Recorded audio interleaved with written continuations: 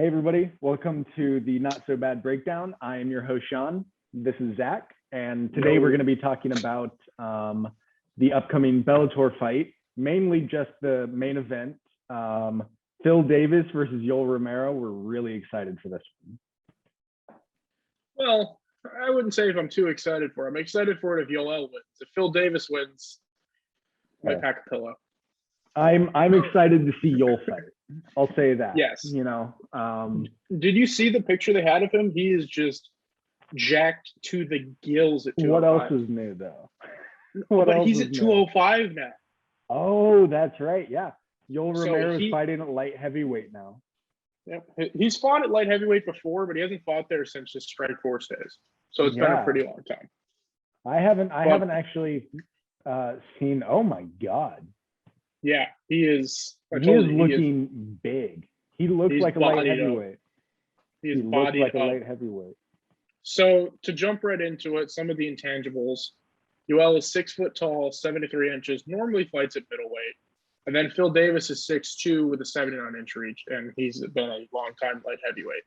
Mm-hmm. So to get into the more technical aspects of this, Sean, I'll toss this to you, being the massive Yoel fan, I think, as we all are, because if you're not a fan of Yoel, you're not a fan of Jesus.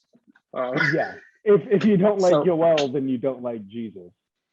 So what does Yoel do that works? Yoel does that work?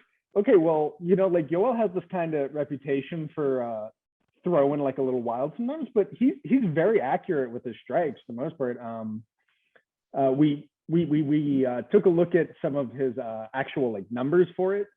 He's got like accuracy, like recent accuracy in like mid 40s for the significant strikes he's throwing. His blitzing is really good.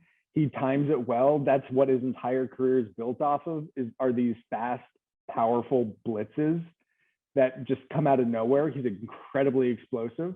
Of course, he's always got that wrestling in the back pocket, you know, just in case stuff goes wrong for him.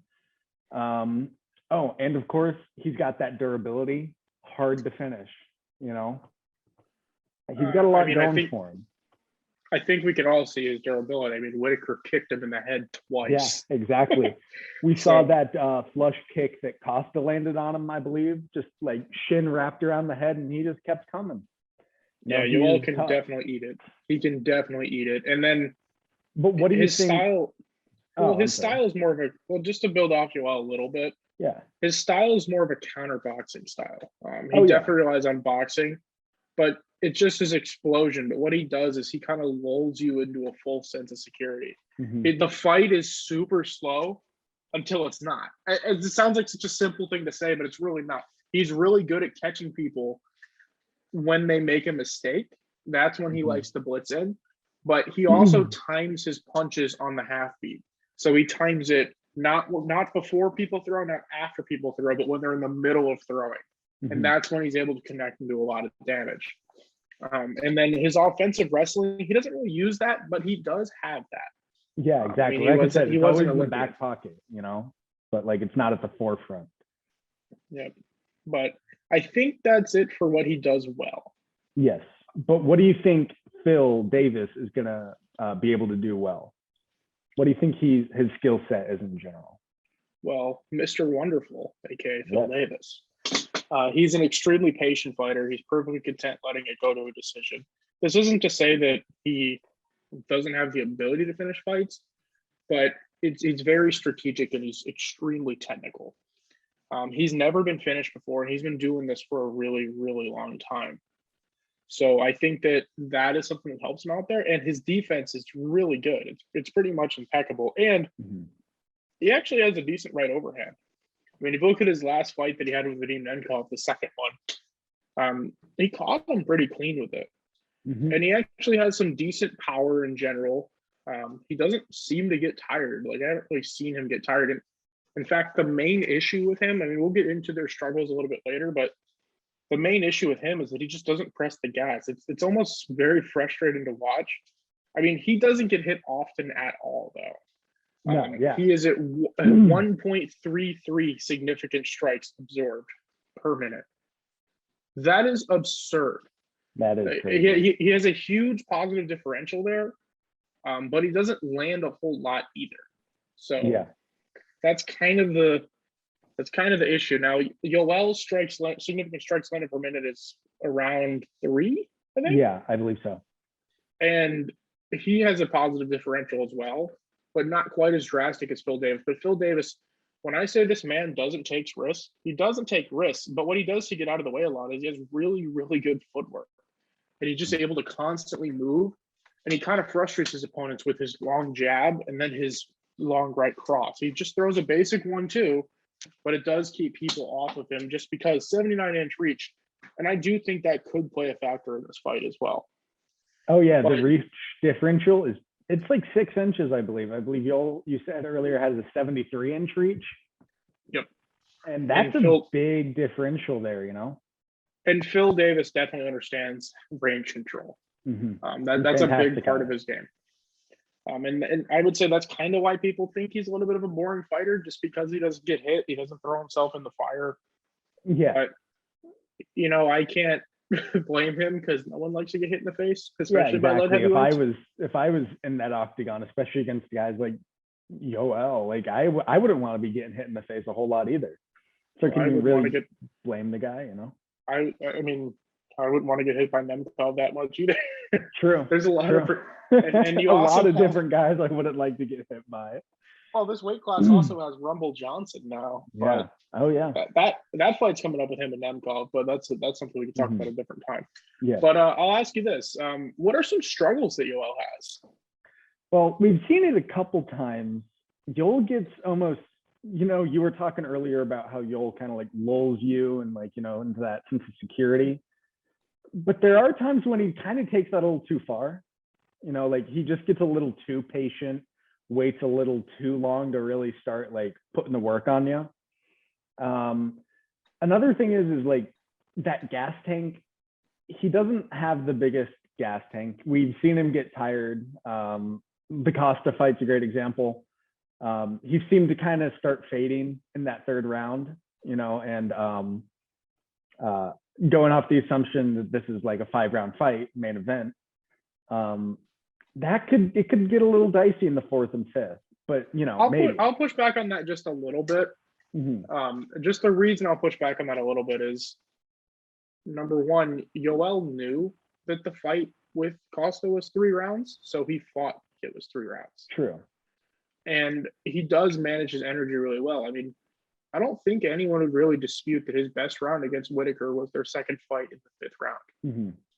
And he has of late taken this approach of, I'm going to take the 1st round or 2 off in 5-round fights, which can contribute to him losing controversial decisions, but it's good energy management. Yeah, and so I think that's small gas tank, but very well managed. And I think that's why he's moved around from takedowns. Mm-hmm. Lots of energy expended if you shoot for a takedown and don't get it. Even if you do get it, it can still be a lot of energy expended.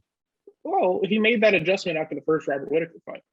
The first fight with Robert Whitaker, he was going for takedowns just over and over and over. And that was kind of what changed that fight a little bit, was the fact Whitaker was able to defend those takedowns. So in the 2nd fight, he didn't attempt them nearly as much. Yeah, he just kind of like scraps the takedown idea and went from that. But there are a couple other issues that Yoel can fall into, a couple other struggles he might have. I was talking about those blitzes he throws out earlier. He can get caught on those. He's good at timing them, but like, you know, a patient striker like Davis might be able to, you know, take advantage of that and maybe like see it coming a bit. He can get caught in those. Whitaker did it to him. And finally, I think another big issue for him is he can be tempted into a brawl. I don't think it's going to play a factor in this fight at all, given Phil Davis is a patient and, you know, technical of a striker as he is. I don't think we're going to see that. Standard bang. He can get baited into that brawl. You know, I think that's kind of like when he lets like that instinct take over, he can fall into that. He definitely can. I mean, that was his issue with the Costa fight. Mm-hmm. Yeah, he wanted to brawl too much there. But I still argue that Yoel won that fight, but maybe that can be a talking point for a different time. I still think Yoel won that fight with Costa. But You can circle back I, around to that. I'm also one of those hipsters that scored his fight against Izzy for him as well. So it's always hard for me to score against Yoel. I mean, I did too. I score every fight for Yoel. I don't think he's ever lost.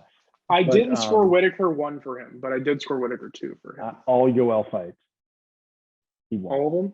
All of them. Yeah. Every single one of them.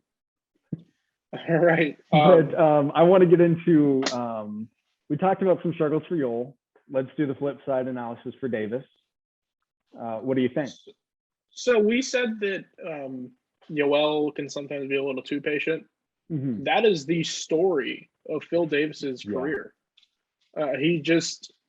He's there. He's technically really good. You just want to see him push the pace a little bit and go for broke. I mean, he's never been finished, and that, to his credit, that is really smart to never get finished and really defensively sound. But if you're down on the cards, you gotta go for it. Yeah, you gotta try to pull something out in that last round, you know. But at this point of his career, I don't see him really doing that. I mean, Phil Davis has been doing this for a long time. He's like late 30s, like 38 He's now, 36. I think.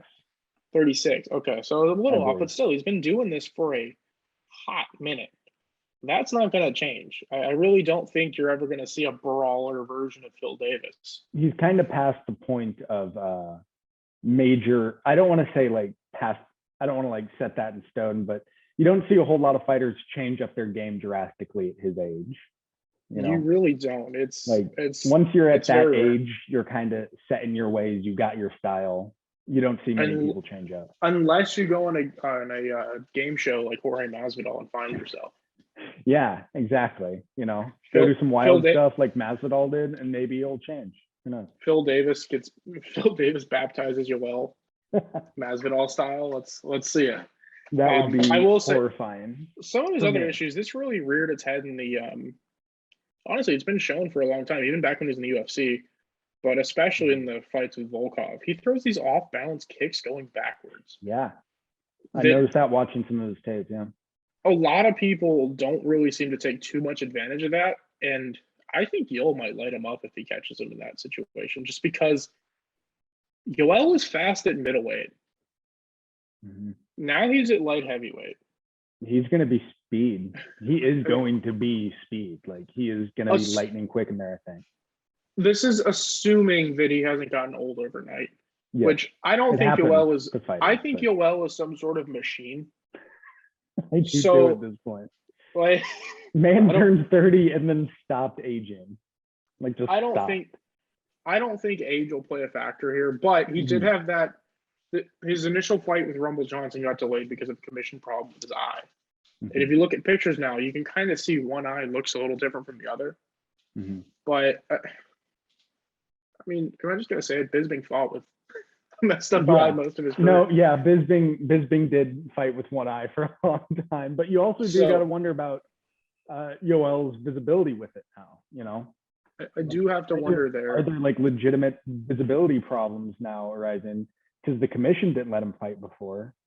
So you got to wonder like the status of his eye. But in terms of struggles for Davis, I mean, just the main one is he just doesn't push the pace. And we'll get into talking about why that would be important against Yoel when we start talking about methods of victory. However, as we've been doing, I'm going to toss it to you, Sean. Okay. What is Yoel Romero's method of defeating Phil Davis? I think, well, I guess we'll go the striking route first because that's the most likely route, right? I think during the blitzes, you got to watch out for like any kind of takedown attempt because Davis has not elite level wrestling, but he is a good wrestler. I would say he's on the blitzes. I would say he's amongst the elite. Amongst the elite, okay. So maybe he's amongst the elite. I was considering him a very good wrestler, but not quite, elite level. But I think also watch out for the obvious attempts. You got to think Phil is thinking about working that gas tank. Yoel's got to make sure to keep that in mind. During the Whitaker fight, we saw a lot of oblique kicks, and we've seen in past fights, namely the last Nemkov fight, I believe, or the first one. Phil Davis seemed a little vulnerable to those. So I think leg kicks could do Yoel some good, slow down his movement, take away some of that footwork, keep an eye on the gas tank, careful on the blitzes. And then if Davis throws one of those off balance leg or like kicks he does, I think shoot for a takedown, try to get some ground and pound in. We've seen he has fantastic ground and pound. See Brunson. I think that's Yoel's most likely method to victory, though. Well, I would say to build on the blitzing idea, Phil Davis, because he has a long reach, he posts a lot. He posts a lot. So when he's doing that, the overhand from Yoel could really come into play there. Assuming Yoel can close the distance and maybe bait the post out and then change angles on it. Yeah. I think that could be a really good idea. Or if he could maybe draw that out, who knows? I mean, we haven't seen Yoel go a wrestling route in a very long time. But yeah. I mean, I was just thinking that in the back pocket. That's why I kind of touched on it last. That's the smallest factor, I think. But I could see it, though. If you can bait out a post from Phil Davis or you can bait out a kick, take him down, and then – but Yoel's never been super great at holding people down. I mean, yes, you have the Machida fight where he viciously destroyed one of our heroes. But yeah. Those were brutal. I don't think that he could take Phil Davis down and do those elbows like that, but stranger things have happened in MMA. I don't think Phil Davis would be as susceptible as like Machida was. I'm not thinking that route, but I am thinking like on one of those kicks, take down, couple strikes in, back up. I don't see Davis necessarily being able to hold Yoel down either. Yeah, I definitely don't see that. I mean, I think there are very few risks for Yoel taking an easy takedown. I think there's very few risks for him there. And he also knows there's going to be a chance, or he knows at some point Phil's going to shoot. Mm-hmm. You very well could end up with a flying knee or an uppercut, or even just a knee in general, clipping Phil on the way in. Oh yeah, that's possible. I could, you know what I could almost see this fight turning into. Just truthfully, I could see this looking very much like Yoel Romero versus Chris Weidman. Oh yeah, with that flying knee at the end. Well, not even just that. I just mean how Phil's going to approach it. Yeah. You think that'll be his approach? Take a page from Chris Weidman's book? Maybe, but I think that he's a little bit more defensive. Yeah, I don't think that'd be a stretch to say, and I don't think it's going to look exactly the same. But I could see a smart game plan for him doing that. Well, I'll just jump right into it. The methods of victory. Yeah. I was just about to ask you about what you thought Phil Davis could do to pull this fight. Tactual's gas tank. Like we had talked about earlier, like Yoel's really good at managing his limited gas tank. Just try and force him to work. I think that's a good idea. Maybe just lean on him a little bit, clinch him up, go for takedowns, even if you're not going to get him, but try and just create contact. Phil Davis either wants to be all the way in or all the way out. He doesn't want to be in boxing range with Yoel. Yeah. Because that's where the danger zone is. And Yoel backs up. That was pretty evident in the Izzy fight. That was pretty evident in the Rockhold fight. Yoel does back up. So if you can back him up and then keep him at range, that'd be good. Don't let yourself get too close to the cage when fighting Yoel, because you don't want to give Yoel the chance to cut you off like he did do in the Rockhold fight for the finishing sequence. He cut Rockhold's movement off, caught him on the cage, and next thing you know, well, it's maybe one extra, but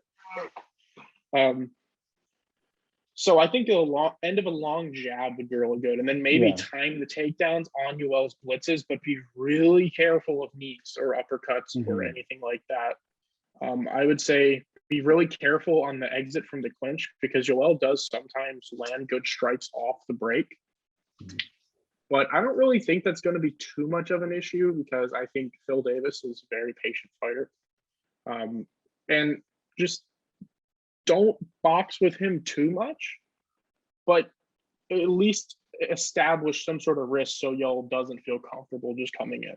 to your ranking. Yeah, because if Yoel feels comfortable, he's just going to be right there the entire time. You know. Exactly. So you have to earn some respect from him in the boxing department.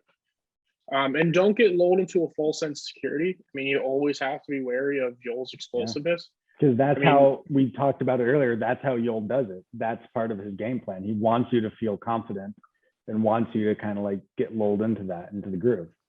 You want to shape the fight to look like your fight. You don't want to make it, you want this to look like a classic, boring Phil Davis decision win. Yeah. It's your Phil Davis. Yeah, I hate to say it, but like that's what Phil Davis wants this to look like. But this leads me to Sean. Yes. Who wins this fight? Call me biased because I absolutely 100% am. Even without the bias, though, I think Yoel in the third. In the third. Yoel in the third. I think the speed. I think the power. I think the fact that like Davis with his off-balance kicks. I think the posting. I think that's something Yoel can take advantage of. I think the lack of defense on the leg kicks on Davis's part. I think all that's going to amount to Yoel getting a knockout in round 3. Bold predictions. I can certainly say that I am definitely a Yoel fan.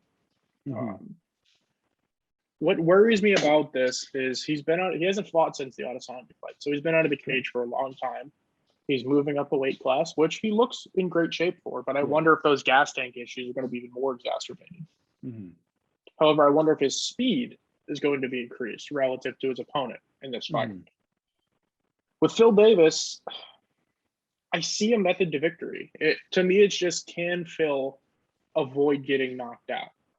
Yes. And really that's what it boils down to. But historically, no one's finished Phil Davis. Yeah. So I slightly lean toward Yoel. I would say it's like 52%. Right, chance I think Yoel is going to win. So my prediction is I think Yoel wins via knockout, and I do actually think it's going to be something early when his speed is at the highest. Something early. I actually think it's probably around. I'm thinking round 1 or 2 if he's going to get it done. But I could very well see a late one. I mean, Yoel's power does carry late even when he does start to get a little tired. But like I said, I would not be surprised at all if Phil Davis could grind out a decision that involves a lot of takedowns. I could totally see Phil Davis just taking Yoel down, maybe not holding him down, but making him work, and then eventually Yoel gets tired, and then you never know. But my tentative prediction would be Yoel Romero. I know I don't have the ferocity and firmness of your pick. Yes, I believe in my pick. I have confidence in it. No, I absolutely see a method of victory for Phil Davis. It's just thinking about everything that's going to happen, or all the factors that we've talked about. I definitely lean confidently towards Yoel, not, completely discounting Phil Davis, but I'm pretty confident that Yoel can get it done. Phil Davis has been by far the more active of the two of recent. Yes, I agree. So I wonder if ring rust could play a factor as well. I mean, that is a good point. Yoel has been away for 2 years now. But I think that Yoel gets it done within 2. Okay. And if I'm wrong and Phil Davis wins, then I guess Jesus didn't help. I don't know. I guess I'll cry myself to sleep that night. But probably, or I believe tomorrow night, guys. Card is taking place on September 18th. Make sure to tune in. It'll be lots of fun. Anyways, thank you for joining us today. Make sure to leave a like and a subscription and a comment. Let us know your thoughts. Feel free to praise us or insult us in the comment section. Actually, don't. I'm sensitive. Tell us how much Tito Ortiz's massive head means to you. Yeah, exactly. Tito's massive head is an important thing to me. I want to know how much it means to you. I'm getting you a Tito fat head for your birthday. Please do. I'd love that. Follow us on Twitter at the Not So Black Beast. I'm Sean. That was Zach. Thank you for joining us, guys.